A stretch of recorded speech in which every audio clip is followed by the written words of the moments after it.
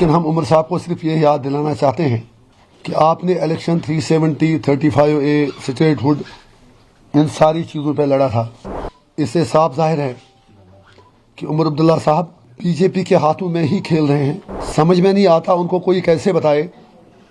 अगर अमित शाह जी का गला सूख गया कहते कहते कि मैं स्टेटहुड वापस दे रहा हूँ, प्राइम मिनिस्टर ने भी कहा, तो उमर साहब क्यों वही चीज़ उनको आगे मांगने के लिए कह रहे हैं। इसका मतलब 370 की जब बात करने के लिए वो तैयार नहीं, 35A की बात करने के लिए तैयार नहीं, तो वो एक तरफ से आई वॉश है। कुछ लग रहा है कि कोई खिचड़ी पक रही है या पक्की हुई है पहले से ही एनसी और बीजेपी के बीच। सेंटर को वैसे भी स्टेटहुड एज पर सुप्रीम कोर्ट डायरेक्शंस आज नहीं तो कल देना ही है। तो उमर साहब just wants to be counted in martyrs. कल से जो हमें अखबारों के जरिए, सोशल मीडिया के जरिए खबरें मिल रही हैं कि जो उमर साहब की सरबराही में सरकार बनी, उन्होंने अपनी कैबिनेट मीटिंग में एक रेजोल्यूशन पास किया है जिसमें सेंटर से स्टेटहुड रेस्टोर करने के लिए कहा गया है। और ये भी खबरें गश्त कर रही हैं कि आप उमर साहब यूनियन गवर्नमेंट से टाइम सीक कर रहे हैं ताकि वो कैबिनेट की रेजोल्यूशन का जो ड्राफ्ट है, जो उसमें मुतालबा किया गया है स्टेटहुड रेस्टोर करने का, he can put it to the central government. उनका हक है, वो कुछ भी कहें, कुछ भी पास करें।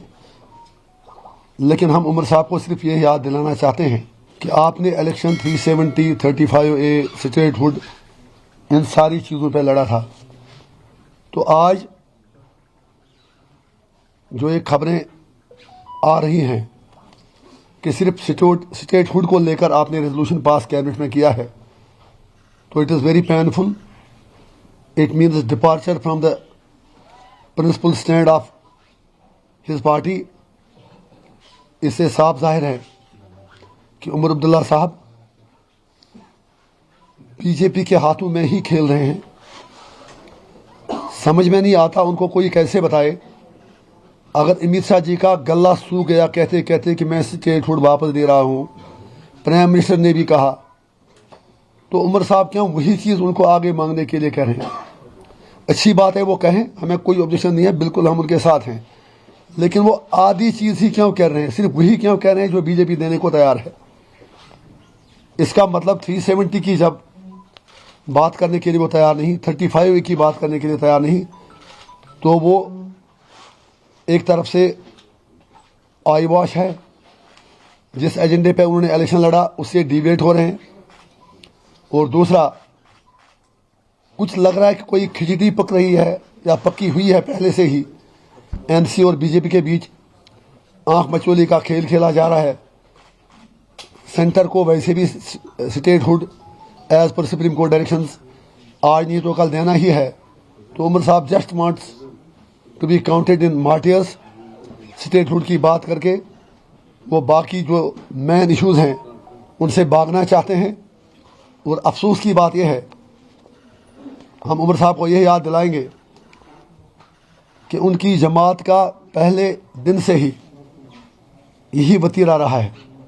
जब मरहूम शेख साहब महाराजा से इलाक़ के बाद पहले एडमिनिस्ट्रेटर बने, उसके बाद वज़ीर आज़म बने, तो 1953 में जब उन्हें बर्खास्त किया गया तो 22 साल के बाद वो कांग्रेस की मदद से वज़ीर आज़म नहीं बल्कि वज़ीर आला के तौर उन्होंने हलफ लिया। और आज जिस तरह शेख साहब ने बिट्रेल किया, बिल्कुल वही चीज़ आज उमर साहब कर रहे हैं। अगर आप ये वीडियो YouTube पर देख रहे हैं तो हमारे चैनल को सब्सक्राइब कर बेल आइकन दबाएं, और Facebook पर देख रहे हैं तो हमारे पेज को लाइक करें। 8 मिलियन प्लस सब्सक्राइबर, आपके इस भरोसे के लिए बहुत धन्यवाद।